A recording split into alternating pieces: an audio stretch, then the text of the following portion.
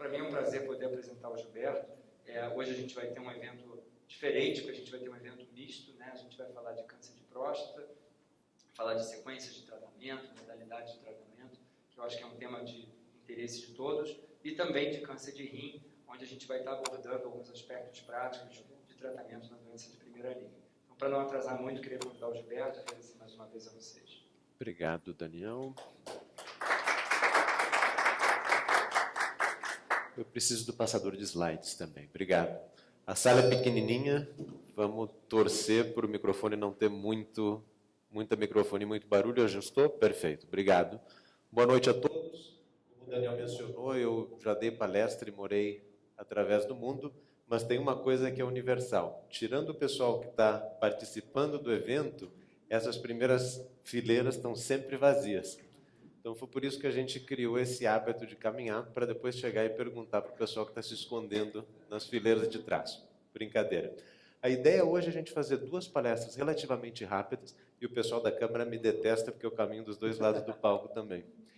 E a ideia hoje é a gente fazer 2 palestras relativamente rápidas, mais ou menos para situar o que a gente está fazendo hoje de câncer de próstata e de câncer, especialmente de células claras de rim, e com isso a gente poder discutir e conversar sobre o que vocês conseguem fazer, o que a gente tem disponível no Brasil e como é que a gente trata essa dificuldade em relação a não ter dados locais ou a não ter as opções de tratamento que a gente vê nas discussões da NCCN, na literatura ou na ASCO também. Então, para a gente não se demorar muito, porque a gente tem uma agenda bastante extensa com as palestras e com as discussões de caso e depois o debate, se eu puder ter a primeira palestra, por favor.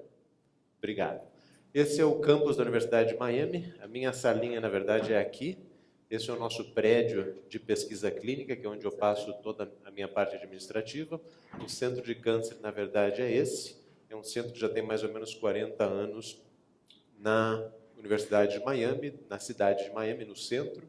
Esse é o centro que a gente chama de centro cívico, que está um pouquinho para o norte e para dentro, para o oeste do centro geral, que é ali por Brickell, para quem conhece Miami, e é um de 11 centros nos Estados Unidos, que são centros independentes de câncer, que são considerados livres e independentes pelo governo dos Estados Unidos, pelo Medicare, que é o sistema de saúde para pacientes com mais de 65 anos, que é da parte que é pública nos Estados Unidos, mesmo que a gente não se dê conta disso.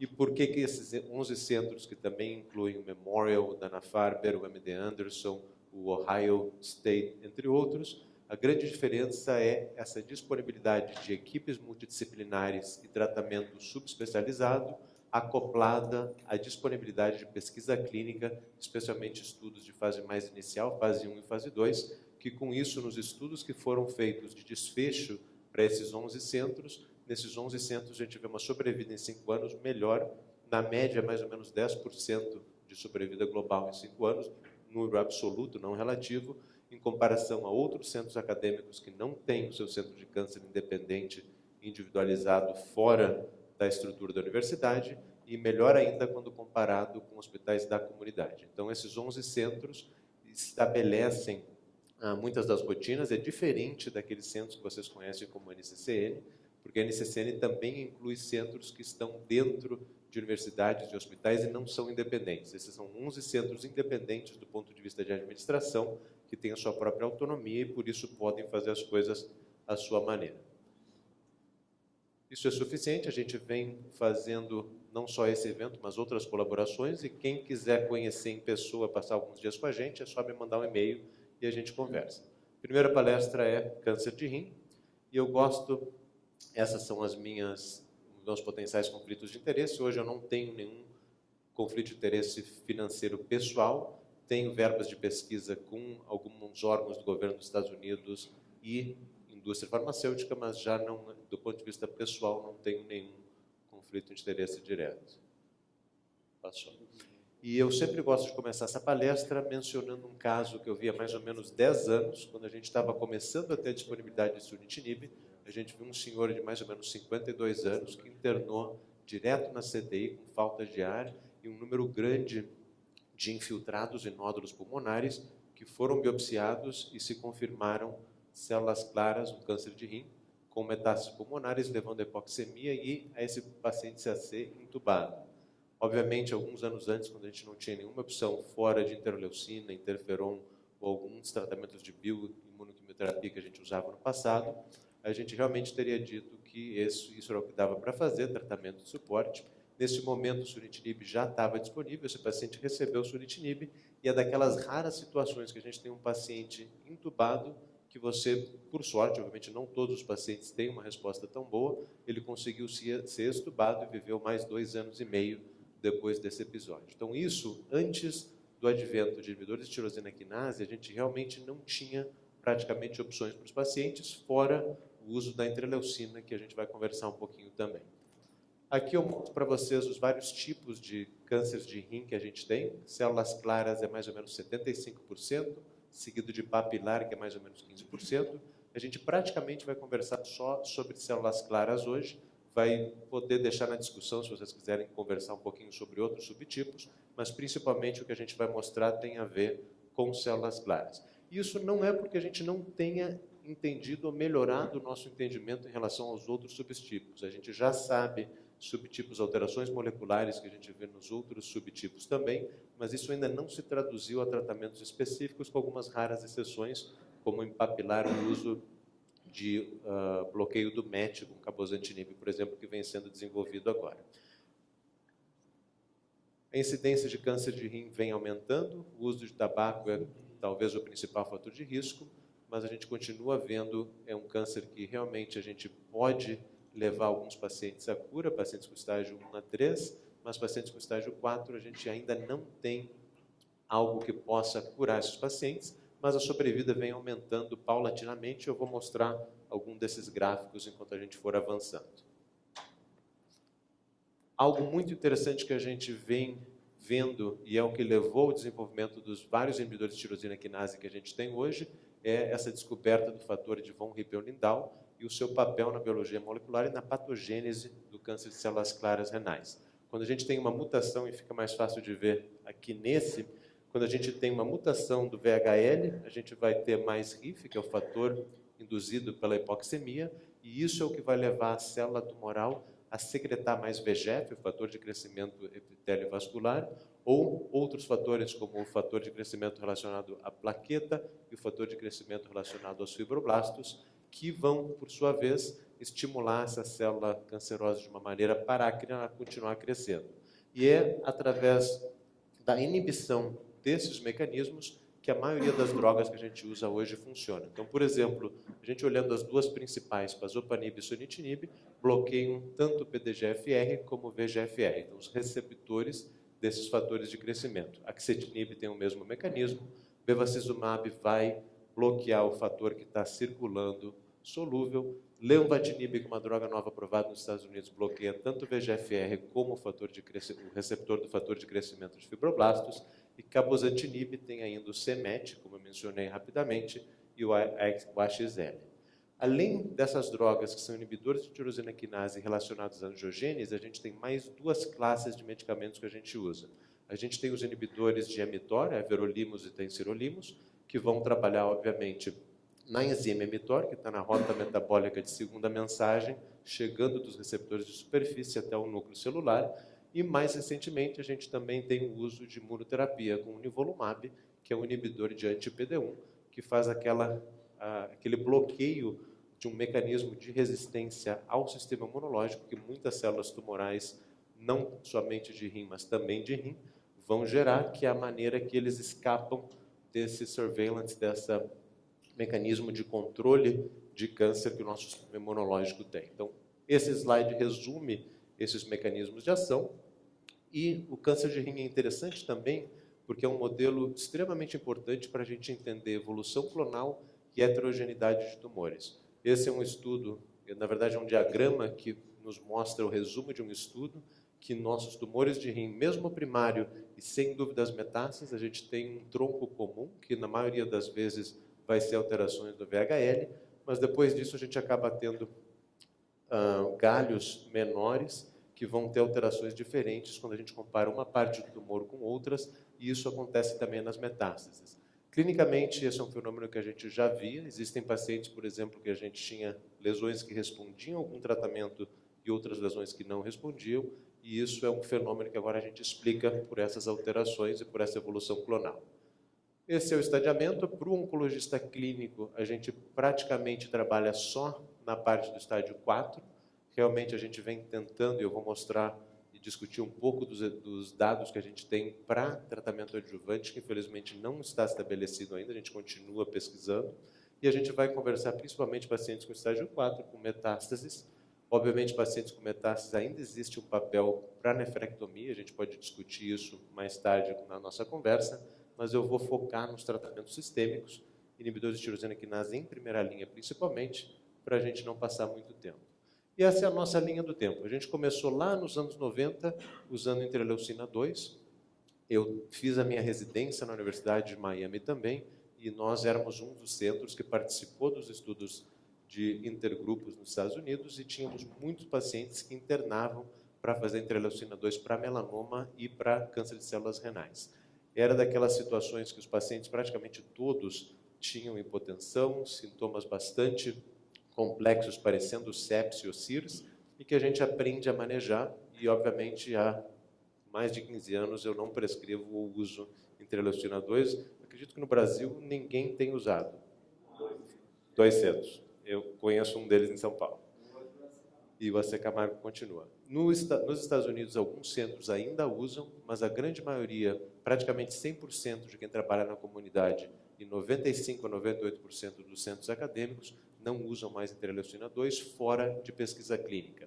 Existe agora um renascimento do uso de interleucina 2 com outros tratamentos imunoterápicos, então nos próximos anos talvez a gente reviva em doses menores ou em outros tipos de formulação que a interleucina 2 nos possa ajudar. Foi nos anos 2000 que a gente começou a ter inibidores de tirosina quinase, primeiro o sorafenib, depois sunitinib, depois os inibidores de mTOR, tem sirolimus e everolimus, e finalmente chegando no final da primeira década desse século, pazopanib, axitinib, e nos últimos 2, 3 anos, nivolumab, cabozantinib, axitinib e o lenvatinib. A gente vai discutir um pouquinho como eles entram. O que a gente vê de resultados com isso? Antes dos tratamentos atuais, em 5 anos, uma minoria de pacientes, dígito único, 5% sobrevivia 5 anos ou mais. Hoje o que a gente vê é a linha, que essa é verde, né? Eu não vejo vermelho e verde, então eu sei que essa e essa, uma é verde e outra é vermelha, não lembro qual que é qual. A gente hoje, na linha verde, a gente vê que em 5 anos a gente tem mais ou menos 20% de sobrevida, então já melhorou um pouco o resultado, mas ainda está aquém, obviamente, do ideal, porque a gente quer chegar. E a ideia é que com a nossa nova era de imunoterapia e com combinações, sequenciamento, melhor escolha de paciente e novos tratamentos, a gente espera que essa sobrevida em 5 anos continue melhorando, continue subindo, e a gente vai conversar um pouquinho sobre isso. Para poder jantar, vocês vão precisar lembrar de cabeça todos os números dessa tabela. Brincadeira. Esse é um resumo do que estabeleceu o que a gente usa hoje em primeira e segunda linha. A gente não vai discutir tudo em detalhe, mas é só para vocês, se quiserem uma cópia da apresentação depois, poder olhar em detalhe quais são os estudos que levaram à aprovação. A gente vai discutir principalmente em linhas gerais e depois a gente pode conversar. Aqui do lado esquerdo desse slide, a gente vê o tratamento de doença localizada, principalmente o papel da cirurgia. Hoje existe algum papel para cirurgia menos invasiva, com nefrectomia parcial. A gente não vai conversar muito sobre isso, mas são opções que a gente tem. E a adjuvância é onde a gente não tem comprovação hoje. Em azul, nesse slide, azul claro, o que a gente espera que a gente vai usar no futuro. Hoje a gente tem, por exemplo, na Universidade de Miami, um estudo adjuvante usando o nivolumab, e é o que a gente tem colocado os nossos pacientes com maior risco, PT2 com alto grau para cima, PT3 qualquer grau. Esses pacientes entram no nosso estudo, pacientes são randomizados a receber ou placebo ou imunoterapia. Infelizmente, os dados que a gente tem até agora com sunitinib, o estudo maior, principal, de grupo cooperativo, não mostrou melhora nem em sobrevida livre de doença. Um estudo um pouco menor mostrou uma melhora pequena em sobrevida livre de doença, mas nenhum benefício em sobrevida global. Então, sunitinib ainda não se usa de rotina na adjuvância e não temos nenhum outro tratamento que esteja comprovado. Eu vou mostrar para vocês daqui a pouco um estudo apresentado na ASCO esse ano com pazopanib, que infelizmente na adjuvância não melhorou desfechos e a gente continua sem opções. E esse é exatamente o estudo, o PROTECT. um estudo clássico, randomizado, pacientes que tinham PT2 com grau alto ou PT3 para cima, eram randomizados para receber pazopanib na dose inicial de 600, escalando para 800, e esse tratamento seguia por mais ou menos um ano, 52 semanas. A gente vê aqui os resultados, as curvas completamente superpostas, nenhuma diferença estatisticamente significativa, e a gente vê que realmente não houve um benefício nesse estudo da adição do pazopanib em sobrevida global. Isso nos traz as opções que a gente tem hoje em doença metastática, que é a parte principal da nossa... Aquilo ali está marcando uma hora para baixo? Como é que funciona o relógio? Bom, de volta para cá, vocês não olhem para o relógio é para mim. O que a gente faz aqui, então? Esse é de uma revisão que o Tony Shawiri é um dos principais autores, mostrando no New England o que é a rotina do que a gente faz hoje, e é praticamente igual ao que a gente tem no NCCN. Paciente com doença metastática, a gente considera a nefrectomia citoredutiva, a gente ainda faz para a maioria dos pacientes, sempre lembrando que aqueles pacientes que têm uma lesão metastática ou doença oligometastática, que você consegue levar a uma ressecção R0, a gente tem indicação de fazer cirurgia. Essa semana a gente viu uma paciente com nefrectomia há 7 anos, com CA de células claras, estágio 3, que recaiu no pulmão, com várias lesões no mesmo lobo do pulmão e também nos linfonodos hilares no mesmo pulmão, e a gente levou a ressecção, chegou a R0, e agora ela vai estar considerando participar do nosso ensaio clínico para ver se ela vai ser randomizada para placebo ou nivolumab. Então, sempre lembrando que a gente podendo conseguir fazer com que o paciente não tenha doença com cirurgia, a gente faz cirurgia. Mesma coisa para a doença do sistema nervoso central, e a gente pode discutir mais. Para aqueles pacientes que têm doença clara, metastática, que a gente não possa chegar a operar, essas são as nossas principais opções em primeira linha hoje. Bevacizumab com interferon, pazopanib e sunitinib são as opções que a NCCN considera como categoria 1, porque a gente tem ensaios clínicos randomizados de fase 3 que mostram que você tem benefício dessas drogas em relação ao controle, que na maioria desses estudos foi interferon.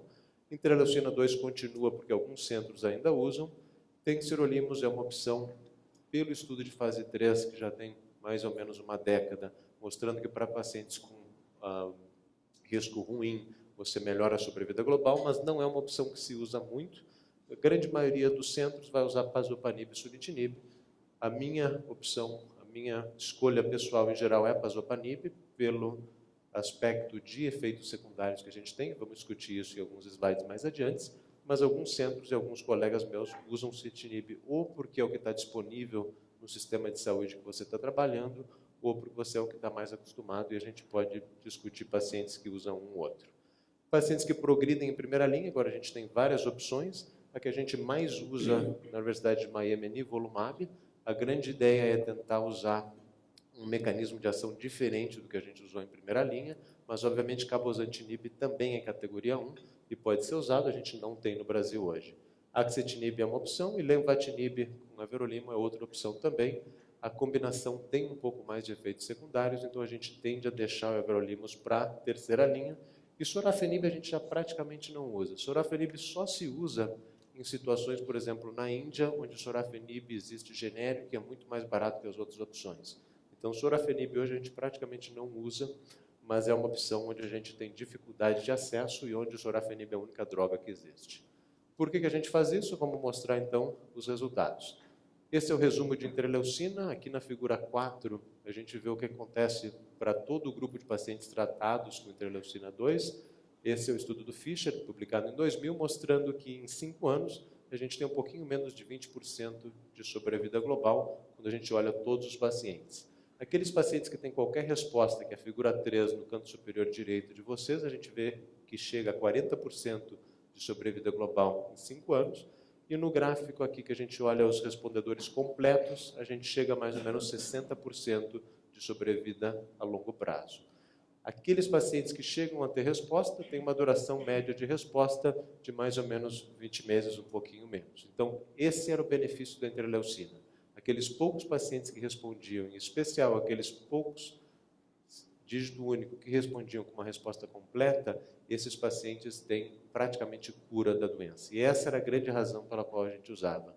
Mas a toxicidade é grande, fora centros extremamente acostumados a usar essa droga, todos os pacientes internavam em CTI para poder fazer, e a toxicidade é uma toxicidade muito grande, que a gente agora está revivendo essa história com infusões de células T com receptores quiméricos em LLA, que a gente é um de 6 centros dos Estados Unidos que continua desenvolvendo com a Kite e com a Adaptimmune esse tipo de terapia, e a gente realmente vê uma tempestade, uma tormenta imuno-oncológica que realmente leva alguns pacientes a óbito, e é uma das razões pelas quais alguns desses ensaios clínicos até se pararam.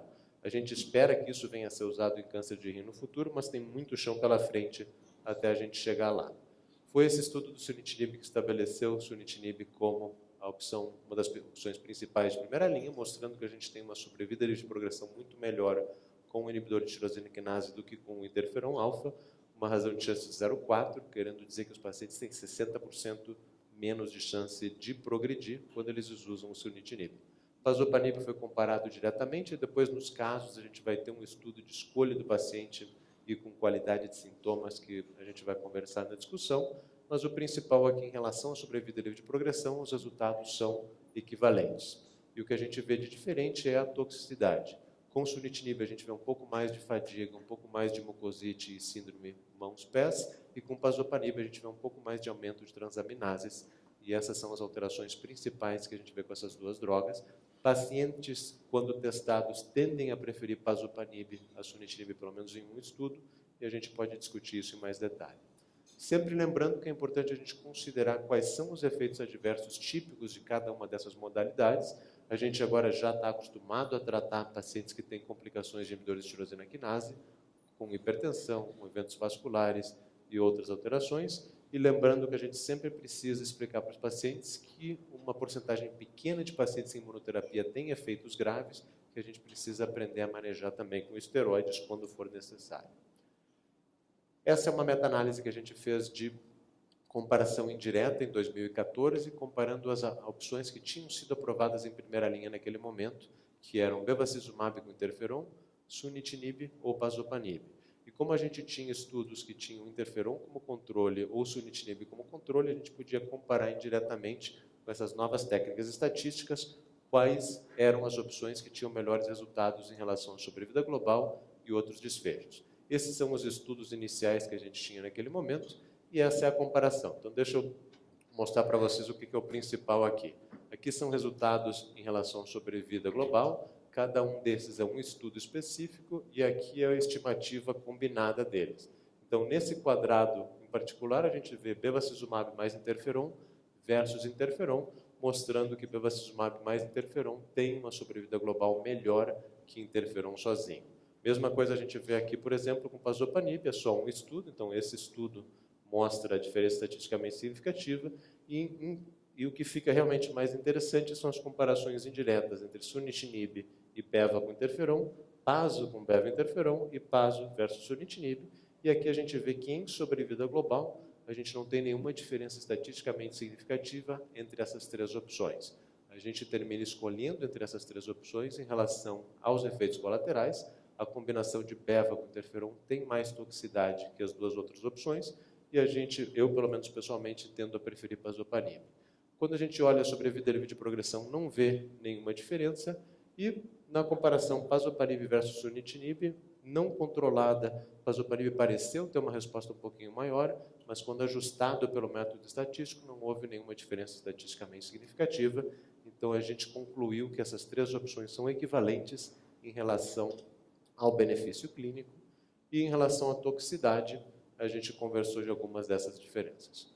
O que a gente vai ver no futuro? A gente não tem tempo para discutir a parte de segunda linha, mas em segunda linha, como eu mencionei, nivolumab é a nossa principal opção. No Brasil, vocês já têm nivolumab aprovado em outras indicações, já está oficialmente aprovado para segunda linha renal também, então essa termina sendo a opção principal para a gente aqui no Brasil. Esse estudo nos mostra um pouquinho da cautela que a gente tem quando a gente tenta combinar tratamentos. Quando o sunitinib foi aprovado e a gente sabia que bevacizumab tinha ação em câncer de células renais, um dos estudos de fase 1 que se fez foi uma combinação de bevacizumab com sunitinib. E a toxicidade foi muito alta, com hipertensão, e com anemia hemolítica intravascular. Então, realmente, essa foi uma combinação que foi abandonada, que não seguiu adiante em estudos. E a gente, obviamente, continua tentando colocar drogas que funcionam juntas, especialmente se elas têm um mecanismo de ação diferente. E esse estudo apresentado na ASCO esse ano tentou ver se pazopanib com pembrolizumab era seguro e podia ser desenvolvido. Infelizmente, a toxicidade foi maior do que o esperado, e essa é uma combinação que não vai seguir em desenvolvimento, pelo menos não da maneira que vinha vindo. E algo que foi um pouquinho mais alentador foi a combinação de avelumab com axitinib, também a ideia de colocar junto um inibidor de tirosina quinase com uma imunoterapia, e esse foi um estudo que conseguiu chegar à dose sugerida para estudos de fase 2 e em diante, e o que foi muito interessante foi ver que a grande maioria dos pacientes tiveram diminuição do tamanho do diâmetro das suas lesões-alvo. E isso é algo, obviamente, que a gente não pode usar na clínica ainda, mas que, sem dúvida, merita continuar em estudo para mais adiante. E esses são os estudos principais que a gente está esperando agora. O CheckMate 214, a gente viu um comunicado de imprensa há algumas semanas mostrando que um dos desfechos foi positivo. Nesse caso, o estudo tem três desfechos coprimários, que era a resposta, sobrevida livre de progressão e sobrevida global. Sobrevida global não está maduro o suficiente ainda. Sobrevida livre de progressão houve uma diferença, mas essa diferença não foi estatisticamente significativa, mesmo com um P de 0,03, porque é uma análise interina. E na resposta objetiva, aí sim houve uma diferença estatisticamente significativa, quase dobrou. A gente está esperando agora a apresentação final total desses estudos para a gente poder analisar e ver se isso vai estabelecer um novo padrão ouro ou não. A grande dificuldade aqui vai ser custo. O nivolumab com ipilimumab é extremamente caro, é como o homem de, não chega a ser 6 milhões de dólares, mas é $1 milhão fácil. E tem outras combinações que a gente espera ver no futuro. Essa discussão de custo e valor do que a gente faz, sem dúvida, nos traz a conclusão que a gente precisa desenvolver melhores biomarcadores para saber qual é o melhor tratamento para cada paciente. Quais são os pacientes tratados que devem ser tratados com inibidor de tirosina quinase e quais são os pacientes que deveriam ser tratados com imunoterapia em primeira linha. Isso é algo que a gente vai aprender nos próximos anos. Enquanto isso, a gente tem um número grande de opções em primeira, segunda e terceira linha para câncer de células renais. A gente realmente desenvolveu um número de drogas que melhorou a sobrevida nos nossos pacientes, mas a gente tem muito trabalho pela frente ainda. Eu vou ficar por aqui, a gente pode discutir um pouco, fazer algumas perguntas. Obrigado. Você quer usar... Você vai fazer uma pergunta? Uma curiosidade que eu hoje de manhã, a primeira vez que eu fiz, estava olhando as ideias, eu vi um alerta do Netscape falando tudo recente que foi colocado na mídia para câncer de pulmão, combinado a CTLA-4 com antipleureus. Tinha um editorial comentando, né, os possíveis desapontamentos ou possíveis cautelas que a gente tem em tudo isso. A impressão que a gente tem é que os antiangiogênicos atingiram uma espécie de platô. Né? A gente teve chegado de um novo antiangiogênico, as diferenças parecem ser muito mais na base da toxicidade, tolerância do que de eficácia. E aí a gente tem a história da imunoterapia, que, assim como em pulmão, em câncer de rim, a maior parte dos pacientes efetivamente não se beneficia do custo alto. A grande vantagem é que é por tóxico. Como é que você vê hoje essas associações que parecem factíveis, né, de antiangiogênico mais imunotráfico, ou de 2 imunoterápicos, e aí colocando em perspectiva até isso que acabou de ser lançado, publicado no pulmão, que eu acho que gera uma certa discussão. Então, em pulmão, a combinação de IP e nivolumab, sem dúvida, parece ter, pelo menos em termos de resposta, um pouco mais do que a gente está acostumado a ver com inibidor de PD1 ou PDL1 sozinho, em especial em câncer de pequenas células, que a gente não tem muitas opções fora de etoposide, orintecano com platina. E em outras doenças, obviamente, a companhia que faz tanto o nivo como o ipilimumab está tentando usar a combinação e ver onde encontra os nichos que têm um papel. Em câncer de rim, esse nicho parece importante, a resposta, sem dúvida, parece ser melhor, sem, obviamente, ter visto e sem ter feito o peer review do artigo ainda, mas a gente vê que existe, sem dúvida, uma resposta. Mas a resposta da combinação de CTLA-4 com PD1 foi mais ou menos 45%, 50%. Então, a grande maioria dos pacientes ainda não tem resposta. E a nossa grande dúvida é essa: quais são os biomarcadores em câncer de rim que vão nos ajudar a selecionar? Em câncer de pulmão, está claro que aqueles pacientes que têm biomarcador mais de 50% de PDL1, a gente tem melhor desfecho clínico com pembrolizumab sozinho do que com quimioterapia. Então, em pulmão, isso a gente está bem estabelecido. Nos Estados Unidos, a gente foi surpreendido em pulmão com a combinação de carbometrexed e pembrolizumab. É um estudo de 80 pacientes chamado Keynote 21, que mostrou que a resposta também era melhor. Por isso, eu acho que o FDA talvez aprove, mesmo que a gente tenha só o desfecho de resposta como um desfecho estatisticamente significativo e clinicamente bastante diferente, é possível que o FDA aprove essa combinação para rim também, como aprovou em pulmão pembro, carbo e pemetrexed. Então, o que a gente precisa realmente ver agora é quem é que a gente trata, porque tratar todo mundo com esses regimes extremamente caros, mesmo nos Estados Unidos, a gente vai acabar quebrando a banca. Então, a gente precisa desenvolver esses biomarcadores. O que a gente está vendo em doenças gerais e em câncer de rim? PDL1, expressão de PDL1 por imunistoquímica é o que está mais estabelecido, mas é um marcador imperfeito. Existem, mesmo em pulmão, pacientes com um biomarcador completamente negativo e que terminam tendo respostas ou benefício a essas drogas. Algo que a gente está desenvolvendo na Universidade de Miami é um algoritmo que usa características clínicas e a relação entre neutrófilos e linfócitos como um biomarcador barato e rápido de fazer. A gente mostrou e vai apresentar no Mundial de Pulmão agora que em pulmão isso realmente correlaciona bem e consegue separar os pacientes em baixo, intermédio e alto risco.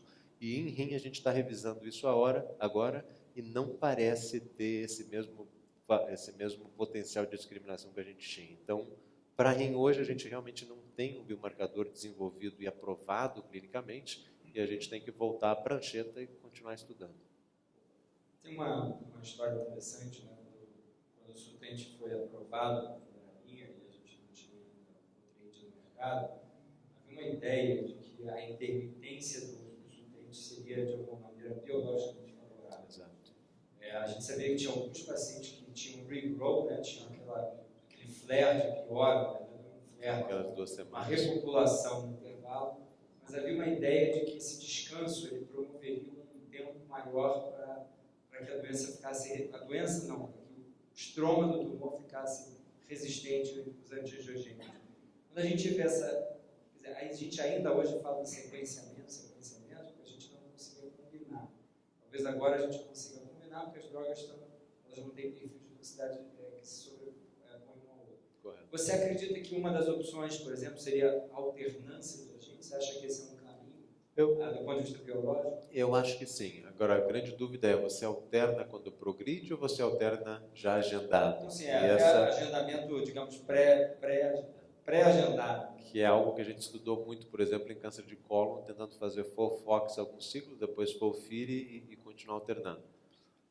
É difícil de saber. A gente, obviamente, especula. A minha preferência, porque eu sou uma pessoa muito objetiva e gosta de fazer coisas em sequência, é você começa uma droga, continua ela até ter evidência ou de progressão ou de toxicidade não tolerável, e aí você muda.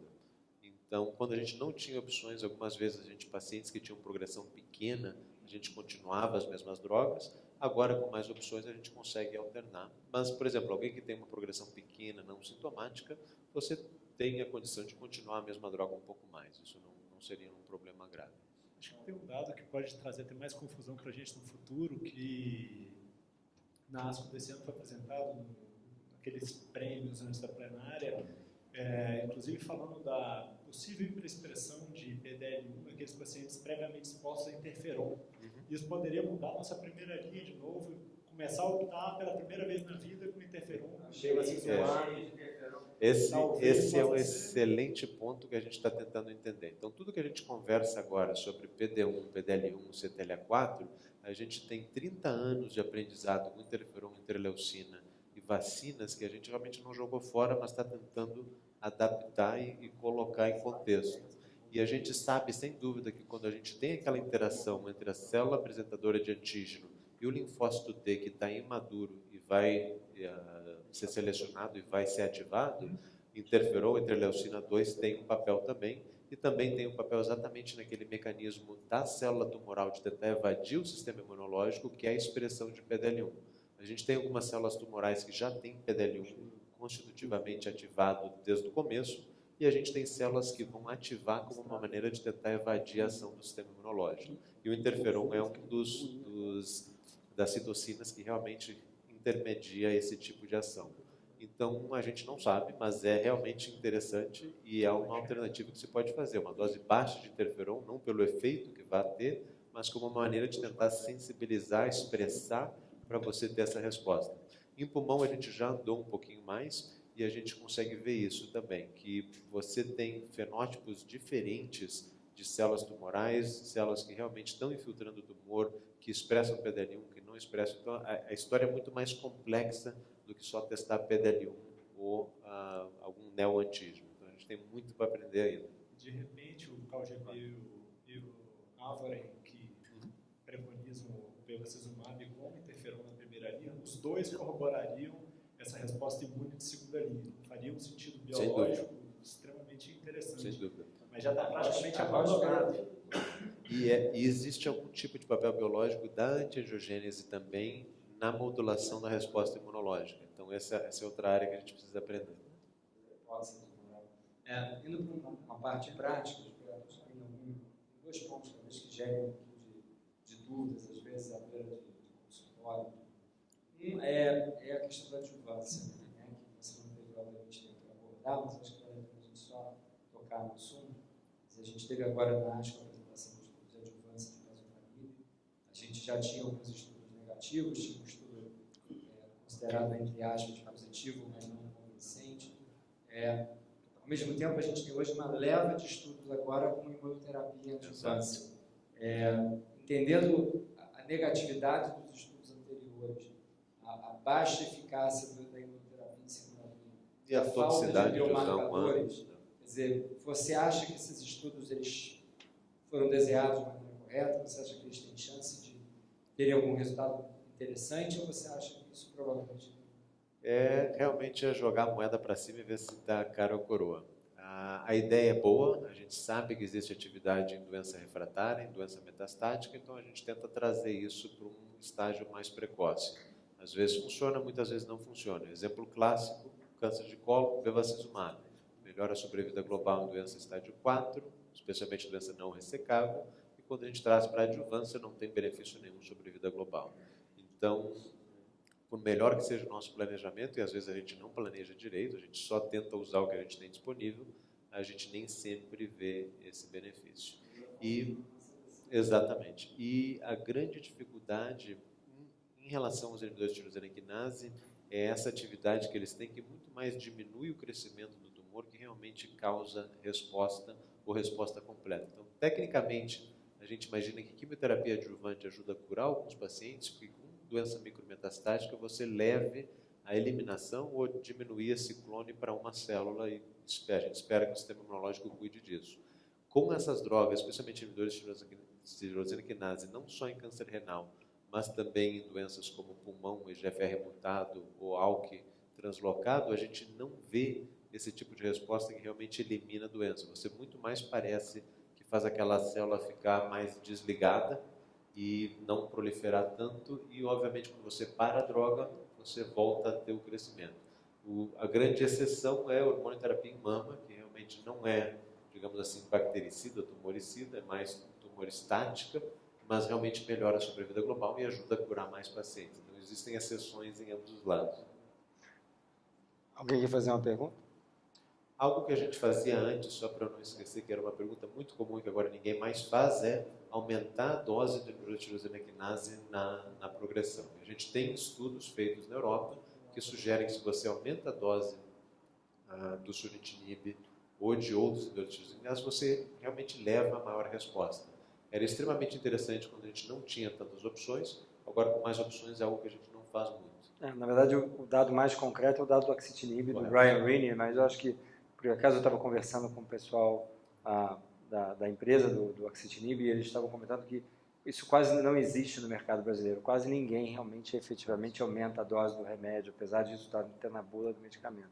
É possível que na terceira linha faça sentido. Depois a gente já passar por primeira linha, segunda linha, mecanismos diferentes, vale a pena tentar. Uma questão prática. Todas essas drogas, especialmente os antiangiogênicos, em caso do câncer de rim, principalmente, eles são usados por um tempo relativamente longo, né? Tempo para progressão de 10 meses, 11 meses, alguns pacientes usando 2, 3 anos, muitas vezes pacientes nefrectomizados. Como você mencionou, quer dizer, um dos efeitos colaterais dessas drogas é a hipertensão. Como é que você conduz na Universidade de Miami? Você tem um grupo de cardiologistas que faz um acompanhamento rotineiro desses pacientes? Porque alguns eventos graves que eu tive com esses medicamentos foram justamente eventos cardiovasculares, crises hipertensivas, até AVC hemorrágico.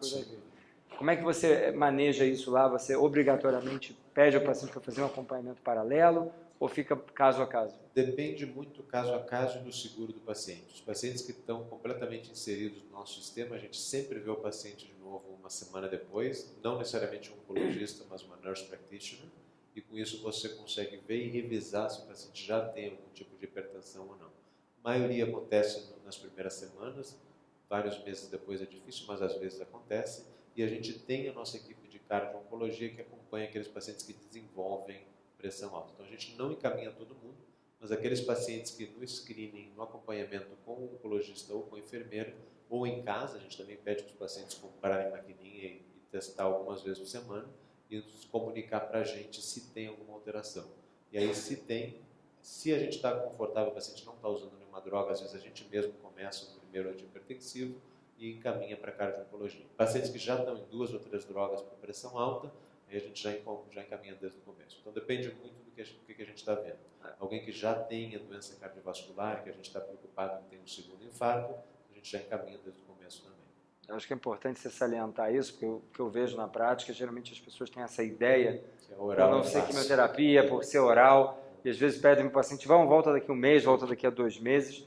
Eu já peguei algumas situações bem sérias, de paciente chegando de cadeira de rodas, às vezes, não só por toxicidades cardiovasculares, mas toxicidades constitucionais. Então, importante esse dado que você lembrou, dessa importância de você começar e rever o paciente rápido. Eu geralmente revejo em 2 semanas, quando eu começo o remédio, para avaliar qualquer toxicidade mais aguda. Bom, a segunda palestra, então, é o que a gente faz hoje, como é que a gente seleciona tratamento para pacientes com câncer de próstata refratário a hormônio, e vamos tentar ficar em menos de 20 minutos aqui. Vocês já viram isso? E realmente a gente hoje tem uma gama de opções muito maior do que a gente tinha quando eu era residente. Quando eu era residente era fácil.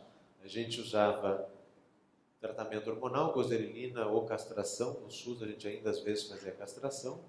Paciente que progredia, a gente readicionava bicalutamida, se o paciente não tinha usado antes. Progredia, a gente parava a bicalutamida, porque acreditava que alguns pacientes iam ter respostas na retirada da bicalutamida. Acabou a bicalutamida, a gente fazia a metoxantrona com prednisona, não tinha nem docetaxel ainda. Com docetaxel a gente conseguiu aumentar a sobrevida mediana desses pacientes para mais ou menos 16, 18 meses, e depois do docetaxel a gente teve o desenvolvimento de novos hormônios, enzalutamida, abiraterona.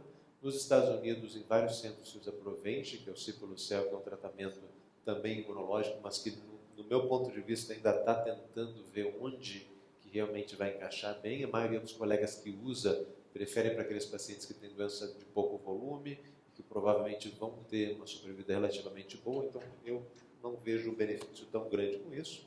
Para pacientes com doença um pouco mais avançada, a gente já tem também outras opções de quimioterapia, como o Capazitaxel, além do docetaxel, e a gente tem o Rádio 223, que também já está disponível no Brasil, e são as opções que a gente tem hoje. Então, a grande opção que a gente tem para pacientes que são refratários à castração são enzalutamida e abiraterona, e é nisso que a gente vai focar a discussão e a palestra nos próximos minutos.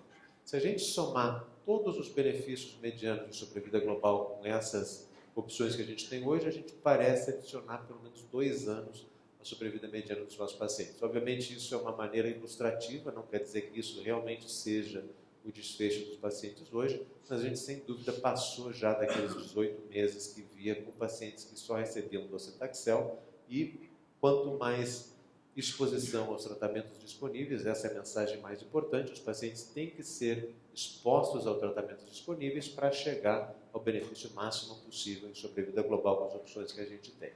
Em relação à comparação específica entre a abiraterona e a enzalutamida, a gente tinha essa análise retrospectiva no hospital no Reino Unido, mostrando que em relação à sobrevida global não existe diferença nenhuma, mas em relação a alguns desfechos secundários, como tempo até a progressão do PSA ou resposta de PSA, a gente vê uma diferença em favor da enzalutamida, mas obviamente isso é retrospectivo e um N pequeno não nos ajuda a chegar a uma conclusão clara de se existe alguma superioridade de uma ou outra. A parte principal desse estudo, dessa apresentação vai ser esse estudo que a gente apresentou na Prostate nesse ano, 2017, que é uma meta-análise bayesiana de comparação direta dos 4 ensaios clínicos de fase 3 que a gente tem disponível, tentando ver se a gente consegue diferenciar ou achar alguma diferença entre essas duas opções para pacientes tanto antes ou depois de docetaxel. E eu vou explicar um pouquinho o que é uma meta-análise bayesiana. Deixa eu ver quem é que é de geração aqui que conhece esse moço. Quem é esse moço? Sheldon. Para quem não conhece, ele é um físico. Essa é uma série cômica americana que chama Big Bang Theory, que mostra a vida desses físicos numa universidade na Califórnia. E ele, em particular, é realmente uma peça, um personagem. Ele tem problemas de relacionamento extremamente brilhante. E esse episódio em particular foi um episódio que ele tentava calcular e ver se ele ia estar vivo quando chegasse a singularidade, que é aquele momento em que a gente vai poder transferir nossas memórias e consciência em algum sistema de computador ou inteligência artificial, e com isso, pelo menos, a sua consciência e suas memórias vão viver para sempre. Para calcular isso, o que ele usou? O Teorema de Bayes, que é o que a gente vê aqui em cima, em azul e vermelho. Então, ele tenta usar essa técnica estatística para ver se ele vai estar vivo ou não quando chegar à singularidade que ele espera ser ali pela metade do século. Obrigado.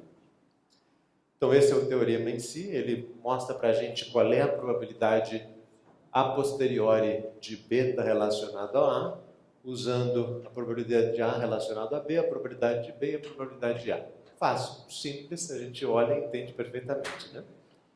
Claro que não.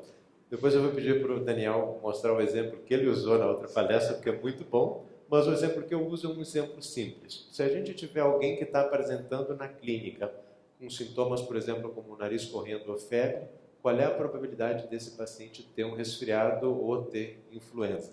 Como é que a gente calcula isso? Então, a gente quer chegar a essa probabilidade do paciente com sintomas ter a doença, e para isso a gente vai usar várias coisas. A gente vai usar a probabilidade de ter o sintoma quando a gente tem a doença, a probabilidade de ter a doença não importando o sintoma e a probabilidade de ter o sintoma não importando a doença. Então, você usando essa fórmula e você tendo essas probabilidades, você consegue calcular essa probabilidade a posteriori de ter essa relação entre o sintoma e a doença ou qualquer coisa que a gente queira calcular. Então, em relação a meta-análises, além do princípio bayesiano, a gente hoje tem meta-análise de comparação indireta, como a que eu mostrei em câncer de células renais, que o que faz é, se você tem uma série de estudos que tem pelo menos um comparador em comum, por exemplo, como em câncer de rim, a gente mostrou que o comparador comum era o interferon, e tinha um estudo comparando sunitinib com pazopanib, e sunitinib tinha sido comparado diretamente contra o interferon, você pode usar essa análise estatística que vai, em sendo bayesiana, além de mostrar a probabilidade, nos ajuda a colocar incertezas dentro do modelo para ver se existe alguma heterogeneidade ou se existe alguma outra coisa que a gente nem pensou ainda. E essas técnicas nos permitem fazer essas comparações indiretas de uma maneira que dá um pouquinho mais de validade estatística. Obviamente não vai mudar o fato que não é um estudo randomizado, é uma combinação e é uma análise indireta que não vai ter o mesmo valor estatístico, ou pelo menos de aplicação clínica que a gente teria num ensaio clínico randomizado feito adequadamente, mas nos adiciona informação. Então, o que a gente faz para uma meta-análise? A gente inclui os dados de cada pesquisa clínica e a gente vai calcular essa probabilidade ou a distribuição posterior dos eventos para tentar chegar a alguma conclusão de comparação. E o que a gente vai calcular é o intervalo de credibilidade. Então, como a gente tem um intervalo de confiança que a gente usa nos ensaios clínicos, aqui o que a gente calcula são esses intervalos de credibilidade, que vão ser o que vai nos dizer se essa diferença que a gente está vendo realmente parece ser estatisticamente significativa ou não. E eu vou mostrar um exemplo para ficar um pouquinho mais fácil de entender. Essas meta-análises também usam um modelo de efeitos randômicos para a gente poder incorporar incertezas que a gente nem conhece, aqueles unknowns, como a gente diz em inglês, para tentar melhorar essa validade estatística do método. E o que a gente faz, bom, vocês não prestem atenção na parte aqui de baixo, vamos olhar só aqui, e esses são os resultados que a gente tem. Então, por exemplo, aqui é uma meta-análise de comparação direta bayesiana que está comparando A com B, C e D. Então, são 4 tratamentos. A gente vê aqui a comparação de A contra B, a gente vê uma razão de chance de 1,25 e a gente vê aquele nosso intervalo de credibilidade que não cruza o 1, começa no 1,05 e vai até 1,50. Então, você não cruzou 1, essa diferença é estatisticamente significativa. E aqui o que a gente dá? Também dá uma probabilidade estatística dessa diferença ser real, que nesse caso é 98%. Se a probabilidade estatística da diferença ser real é mais de 97,5%, a gente conclui que A é superior a B. E essa é a maneira usual da gente interpretar esses dados. Se a gente vê uma diferença que a razão de chance é um pouquinho menor, cruzou 1 e a probabilidade é 86%, a gente conclui que é possível que A seja superior a C, quando esse valor fica entre 80% e 97,5%. Então, existe uma evidência que parece que A é melhor que C, mas ela não foi tão conclusiva como naquela comparação de A com B. E, finalmente, se você tem uma razão de chance que é praticamente 1, e você cruza e a probabilidade é menor do que 80%, realmente não existe nenhuma diferença que você possa provar nessa comparação, e a gente diz que A é comparável a D. A gente não vai usar termos como equivalência ou não inferioridade, esses são outros temas estatísticos que a gente pode discutir, mas é isso que a gente vai tentar gerar quando a gente faz uma meta-análise bayesiana, especialmente de comparação indireta. E, obviamente, a gente também pode representar isso de uma maneira gráfica, que é mais fácil de entender. Aquela comparação de A com B está aqui, não cruzou 1, a diferença é estatisticamente significativa. Em C, cruzou 1, então a gente não conclui que é diferente, mas como a probabilidade for mais de 80%, a gente considera que é possível que exista uma diferença estatisticamente significativa.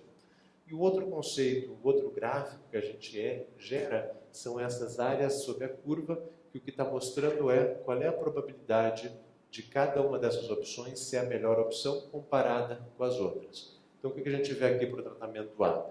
O tratamento A tem uma chance de 60% de ser a melhor opção comparado com todos, e tem 80 e vários por cento de probabilidade de estar entre os 2 melhores tratamentos. E o Sucra nos dá essa média, essa medida para essa comparação das 4 drogas, e obviamente aquele que vem com uma população com uma proporção maior é o que vai ter melhor probabilidade de ser a opção número 1, a opção com melhores resultados. Esses são os métodos gerais do estudo. A gente juntou aqueles 4 estudos que eu já vou mostrar, o 301, 302 e os estudos com exalutamida, e a gente olhou sobrevida global como desfecho principal e desfechos clínicos secundários, sobrevida livre de progressão, resposta a PSA e tempo até progressão de PSA. Esses são os estudos mencionados. Eles tanto comparam a beraterona ou enzalutamida contra placebo antes e depois de docetaxel, e esses são os resultados principais que a gente tem do estudo. Quem quer apresentar para a gente? Você quer explicar para a gente os resultados? Não? Não, por favor. Não, então, o que a gente está vendo aqui? É relativamente fácil.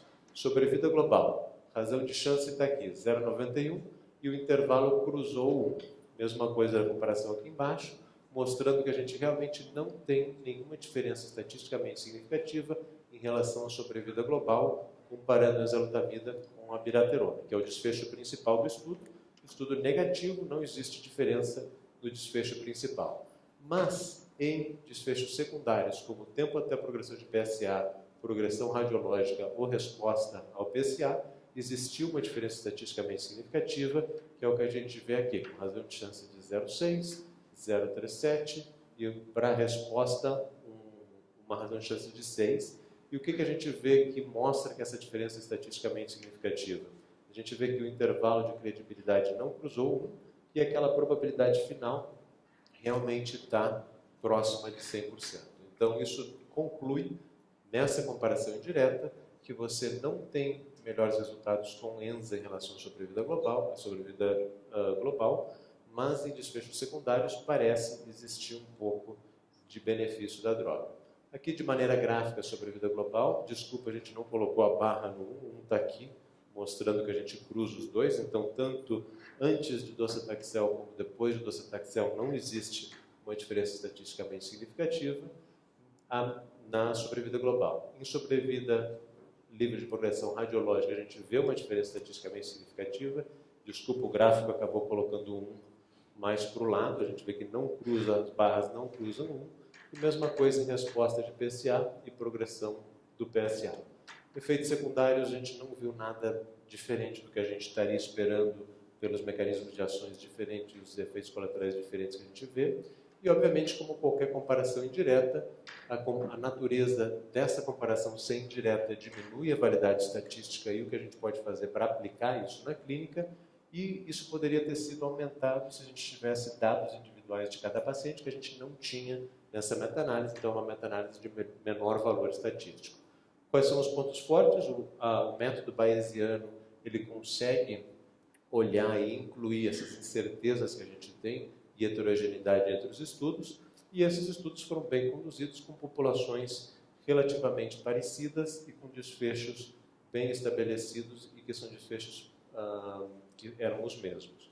Conclusões, é uma comparação direta, gera a hipótese que a gente talvez tenha melhor resposta de PSA e sobrevida livre de progressão radiológica e sobrevida livre de progressão em PSA com enzalutamida, mas também mostra que não houve nenhuma diferença estatisticamente significativa.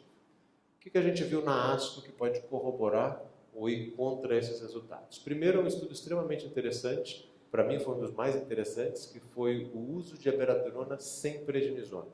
A gente, quando desenvolveu a abiraterona, começou a usar a prednisona porque pacientes desenvolviam hipertensão e hipocalemia, mas nem todos os pacientes desenvolvem, e há pacientes que a gente fica com medo de adicionar prednisona porque eles têm diabetes ou o açúcar não está bem controlado e assim por diante. Então esse estudo é interessante, é pequeno, então ele mais gera uma hipótese do que realmente confirma, mas mostrou mais ou menos 60 pacientes que começaram com abiraterona sem prednisona, mais ou menos um terço precisou usar prednisona depois, ou por efeitos secundários ou por progressão da doença, e o investigador achou que adicionando a prednisona poderia ajudar a controlar a doença. E o interessante é que mesmo alguns pacientes que desenvolveram hipertensão e hipocalemia puderam ter o efeito secundário controlado com antihipertensivo ou com suplementação de potássio sem precisar de prednisona. Então, fica essa nova observação que talvez para alguns pacientes que a gente não possa usar prednisona, a gente possa usar a abiraterona. Até agora, a nossa rotina era pacientes que realmente não podem usar prednisona, era uma das indicações para a gente usar a enzalutamida. A minha escolha, em geral, tem sido a enzalutamida por esses efeitos, por esses desfechos secundários, mas, obviamente, depende muito do sistema de saúde e da disponibilidade onde o paciente tem. O que a gente viu interessante na ASCO esse ano foi esse estudo de fase 2 randomizado de crossover, que os pacientes ou começaram com enzalutamida ou começaram com abiraterona e depois, na progressão, receberam uma outra droga.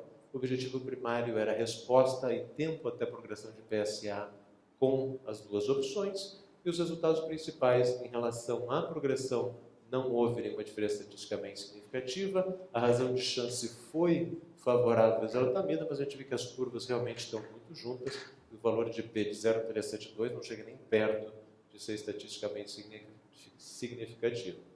Em relação à resposta, entretanto, a gente vê que as respostas foram um pouco mais comuns e com um pouco mais de profundidade, para usar o termo que a gente usa em câncer de cólon hoje, com a enzalutamida que com a abiraterona. E essa diferença foi estatisticamente significativa, então a gente tem mais respostas de PSA, e tanto no nível de 30% de declínio como 50% com a enzalutamida que com a abiraterona. Do ponto de vista prático, clínico, é bonito a gente ter um valor de PSA caindo, mas a gente não tem relações de sintomas ou outros efeitos e desfechos que os pacientes realmente sintam melhor. E o que realmente mudou a maneira que a gente vai praticar daqui em diante foram os estudos Latitude e Stampede. No ano passado, no retrasado, a gente já teve apresentações mostrando que docetaxel para paciente com doença metastática não resistente à castração, que está começando o tratamento, a gente adicionar docetaxel por 6 meses, melhora a sobrevida global de uma maneira estatisticamente significativa em pacientes com doença metastática e pelo menos algum risco. E agora a gente tem mais uma opção nessa mesma situação clínica, que é o uso de abiraterona.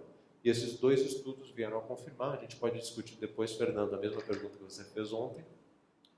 Nesse estudo em particular, na Latitude, pacientes tinham que ter alto risco considerado ou classificado como um Gleason de 8 ou mais, ou pelo menos 3 lesões em ossos ou qualquer lesão visceral. E a gente vê... Próximo slide, por favor. Próximo, obrigado. E a gente vê randomização entre receber só castração com placebo ou castração com abiraterona e prednisona, e que a gente vê o resultado com uma diminuição de mais ou menos 40% no número de eventos de mortalidade, que realmente é um desfecho clinicamente importante e estatisticamente significativo também.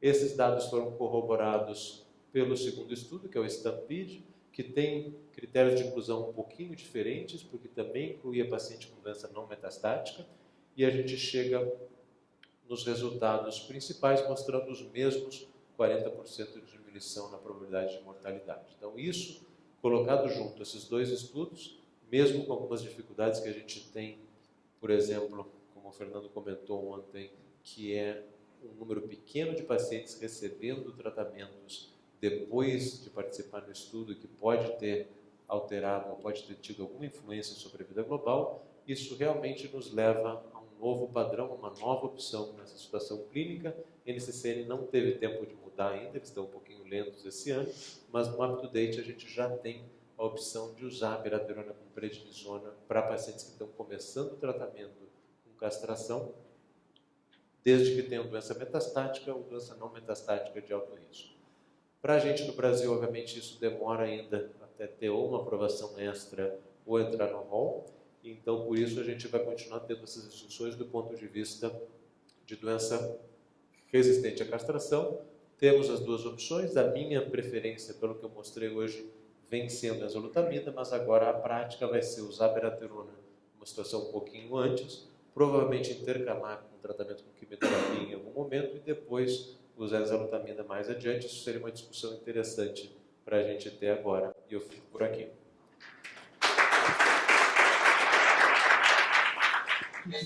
Então, vou abrir para a plateia primeiro. Sei que o pessoal está com fome, mas temos 15 casos depois para discutir. Metade deles foi trazido pelo Igor. O Igor trouxe todos os casos que ele viu essa semana. Fernando.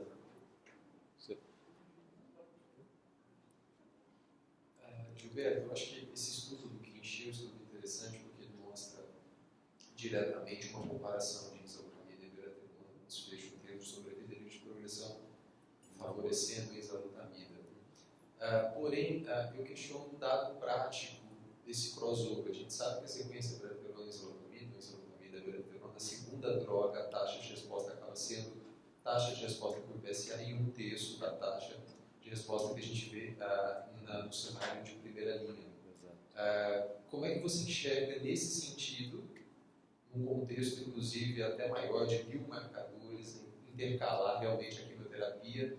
Porque a minha impressão é que para aqueles pacientes assintomáticos com muitas comorbidades, ok, talvez você faça sabendo dos resultados piores, mas a tendência é sim intercalar a quimioterapia numa sequência teoricamente mais racional. Mas aí a gente está falando de doença castração resistente. Correto. Só para deixar claro. É o estudo do Kinshi, doença resistente à castração. Tá. E aí vem o ponto que a gente não discutiu muita coisa nova na ASCO esse ano, da variante 7 do receptor do androgênio, que foi uma das grandes histórias na ASCO há 2-3 anos, mostrando que um número significativo de pacientes que usam, especialmente a abiraterona e a enzalutamida, desenvolvem ou aumentam a proporção de pacientes com essa variante do receptor de andrógeno.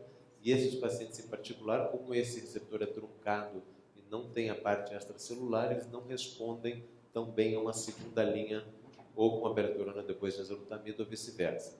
E essa é uma das grandes razões pelas quais a gente espera ou imagina que intercalando com quimioterapia você muda a pressão evolutiva e com isso possa ser que se resgate essa sensibilidade ao androgênio também.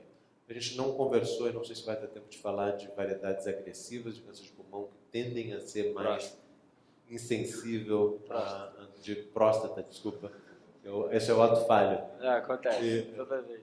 de próstata que a gente tem uma série de características clínicas que nos ajudam a selecionar. Um dos casos que a gente viu ontem em Fortaleza foi interessante porque ele não era completamente típico, mas a menos que a gente veja pacientes que têm essas características que sugerem que eles vão ser não sensíveis a mais manipulação hormonal. E o que são isso? São pacientes com entidades com apresentação clínica de metástases, com um PSA que não está subindo tanto, ou é a característica de você ver tumores neuroendócrinos, ou alterações moleculares que a gente vê se repetir a biópsia em P53, em RB, em genioretinoblastoma ou PTEN, que são alterações que sugerem que essas células estão se tornando cada vez menos sensíveis ao andrógeno. E isso é uma característica clínica, um subgrupo clínico que a gente vem estabelecendo mais nos últimos anos e que a gente provavelmente no futuro vai usar para selecionar quais pacientes, além de dever receber quimioterapia,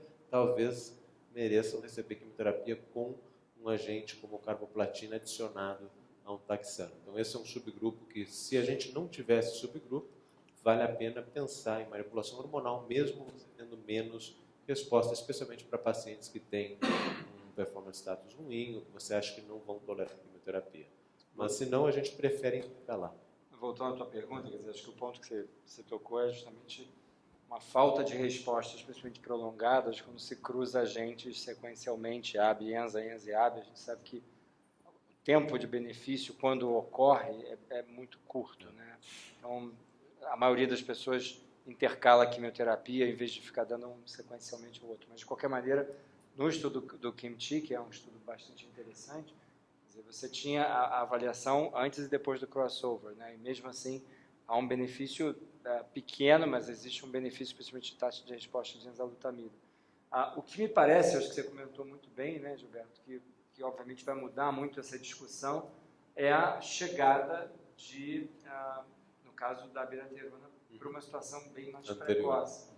Né? Quer dizer, você passando a usar mais a abiraterona na doença hormônio-sensível, se bem que a gente vai ter em breve os estudos de enzalutamida na mesma situação também, isso obviamente então, passa a mudar. Ano a gente vai estar discutindo. Provavelmente a gente vai jogar a discussão para mais cedo. Né? A análise indireta de comparação dessas opções. Não tenho dúvida que o dado de enzalutamida, quando tiver, vai sair basicamente igual. Concordo. Igor, você tinha uma pergunta? Só fazendo um contraponto em relação ao corticoide, baseado no estudo de fase 2 que você mostrou. Aquele estudo, de fato, ele só serve para gerar hipóteses, para a gente utilizar isso na prática clínica com os mesmos pacientes, eventualmente diabéticos, altamente hipertensos, etc. Eu lembro que na semana passada, eu vi um paciente, indiquei a abiraterona para determinada situação, e ele esqueceu de tomar a prednisona por alguns dias. Esse paciente chegou completamente doente, não da doença, mas completamente doente em relação a efeitos de mineral secundário. Isso foi segunda-feira agora. Então, assim, isso me fez mais uma vez pensar da importância que tem a prednisona, não só em relação a controlar os efeitos imediatos da abiraterona, mas também em relação ao controle geral da doença. Né? Eu acho que o corticóide, particularmente, eu sou um defensor de corticóide muito próximo, a gente tem evidências sobre dexametasona, resposta, isso vem antes da época dos imunoterapias de última de primeira geração. Né? E em relação a esse uso crônico, tem uma análise recente do próprio Pizarro que comparou 4 anos, menos 4 anos de uso de abiraterona. Essa análise é muito legal, porque mostra que, de uma maneira geral, os pacientes com longo prazo de uso de abiraterona, fora hipertensão, fora um ou outro efeito colateral, assim, na toxicidade, isso não aumentou, de uma maneira geral, distúrbios metabólicos, toxicidade. E a grande maioria dos pacientes não para de usar a droga. Parece haver algum critério de segurança que você acha também? Eu acho que você tocou em 2 pontos importantes. Eu acho que a gente aprende muito com as histórias, né? As histórias, às vezes, elas ficam mais na memória do que as curvas. Sem dúvida. E a gente teve uma oportunidade de fazer um evento sábado agora no Rio. Alguns colegas aqui estavam lá e a gente tinha na mesa o Chris Sweeney, que é um líder de opinião, uma pessoa fantástica, que obviamente ensina muito também para a gente. Não tão simpático quanto o Gilberto. Não, o Cris é simpático. Eu acho que o Cris é muito simpático. O Cris é extremamente simpático. Eu vou sentar do teu lado. Sentado do Não, eu cansei mesmo. Quando eu saí da aula, fui acordado por uma colega que disse assim: olha, tem um paciente que está usando a abiraterona, está indo muito bem, mas ele está muito buchimbode, ele está muito inchado, ele está ganhando peso. Eu falei, Quanta Você está dando prednisona? quanto de prednisona? Estou dando 10 miligramas. De Dex. Isso é uma dose menor. Assim, posso? Claro que vai. Resolvido o problema. Então, assim, eu acho que as pessoas ainda ficam muito presas a alguns dados, e a gente depois vai discutir casos de câncer de rim. A bula do remédio é fundamental, você conhecer o remédio, conhecer a bula do remédio. Mas existem dados que vão saindo depois da bula original que fazem a gente aprender a manipular melhor o remédio, da mesma maneira que a gente está aprendendo a manipular a imunoterapia, que a gente aprendeu a usar antiangiogênico. Eu costumo dizer que o oncologista é um ser mutante, né? Ele vai se adaptando àquelas situações todas. Então, esse é um ponto. Outro ponto que eu acho que o Gilberto tocou, a coisa do R37, agora na ASH saiu o R Full Length e tal. O Bruce Willis estava comentando com a gente de todos esses desafios de montagem de biomarcador, ele estava lá brigando com a LNI e tal. E assim, a impressão que dá é que está se tentando montar uma espécie de um kit mais fácil, né? Um kit a partir de circulating DNA, que consiga abocanhar todos esses dados, que a gente vê agora dado falando de gente de reparos de DNA alterado em câncer de próstata, e as coisas vão ficando cada vez mais complicadas, mas sempre salientando que isso ainda hoje é uma coisa que vai ajudar realmente um pequeno número de pacientes, né? Então ele até comentou, se vocês não estão fazendo análise molecular dos seus pacientes, vocês não estão perdendo muito. Exato. Vocês estão fazendo o correto. Então, assim, graças a Deus, essas drogas, a exalutamida, são drogas de fácil utilização. Então, se você der ao paciente para se beneficiar, você vai colocar. Né? A maioria dos pacientes você tem tempo hábil para manejar e não ficar fazendo esse switch de droga. Vou fazer um comentário aqui. Eu acho que é interessante também nesse modelo de sequenciamento da gente pensar, acho que essa resposta de PSA mais interessante de exalutamida, que acho que é um fato, acho que ninguém nega isso, todos os estudos mostram. Outro dado foi apresentado na FUJU desse ano na forma de pôster, que é bem interessante, que aqueles pacientes que já tinham falhado a ARB, 25% dos pacientes conseguiram resposta a ENSA por sequência, acho que isso mostra, e respostas de PSA interessantes, um mediano de 8,6 meses de sobrevivência de progressão. Mas, no ponto de partida, aquele paciente que vai mal na primeira linha hormonal, esse foi um pôster que para mim foi excepcional, entrando nesse assunto que o Fernando tocou, que randomizou aqueles pacientes que foram mal na primeira linha hormonal, seja com ARB, seja com ENSA, para fazer o crossover para outra linha hormonal ou quimioterapia, e o benefício foi o dobro de taxa de resposta, o dobro de sobrevida para quem fez químio em detrimento de uma nova linha hormonal. Acho que a mensagem que fica está indo mal na linha hormonal, respondeu mal, não adianta insistir, não é ARB nem ENSA que vai segurar. Provavelmente são essas variantes agressivas que o Gilberto estava falando. Esse é sem dúvida um critério importante. Né? Não, eu vi o pôster, mas assim, esse foi o único pôster que eu vi que mostrava tempo maior de progressão. Todos os outros dados que a gente tem, o tempo de progressão é 2, 3 meses. É bem curto.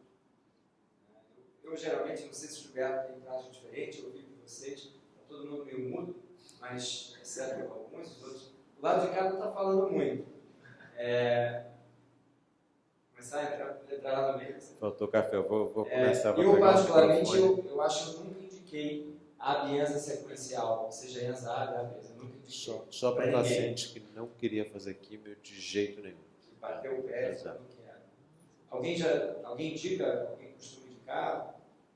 Assim, não estaria errado indicar. Eu não indico, Léo, mas normalmente você tem aquele paciente fit para aquilo. Exato. Mesmo você pensar em fazer um cabaz bissemanal, tem aquele paciente que cadeirante, que respondeu bem com a linha existe um bom e velho remédio chamado ciclofosfamida oral. Paciente velhinho, às vezes é pesado. Uso. Essa é uma pergunta, Gilberto. Vamos fazer uma pergunta e os casos, e a gente continua a discussão com os casos, para não atrasar muito o jantar de todo mundo. O Latitude também prestou a abiraterona por ser uma doença sensível à castração. Uma magnitude grande de benefício. Você acha que tem algum paciente que tem papel você fazer primeiro um Chardet e, antes da progressão, adicionar a abiraterona, ou você acha que ainda precisa? Claro que a gente não tem esses dados ainda. Do ponto de vista de lógica, faria muito sentido fazer isso. Você começa o tratamento de castração, faz o docetaxel e depois mantém numa opção que seria mais exata. Seria extrapolar de mama. Mas, obviamente, a gente não tem esses dados ainda. Em relação a comparar docetaxel com abiraterona nessa situação, a gente mandou um resumo para a ESMO Ásia, não deu tempo de mandar para a ESMO, fazendo a comparação direta exatamente disso, docetaxel versus abiraterona, e também do uso de Celecoxib, que estava no Stampede, principalmente. E o que a gente viu? Que parece existir um benefício pequeno para a AB na comparação direta com o docetaxel, não só em efeito adverso, mas também no desfecho clínico. Então, agora a gente está terminando de montar bem o modelo para apresentar e depois publicar. Então, próxima aula eu trago esse modelo para a gente discutir.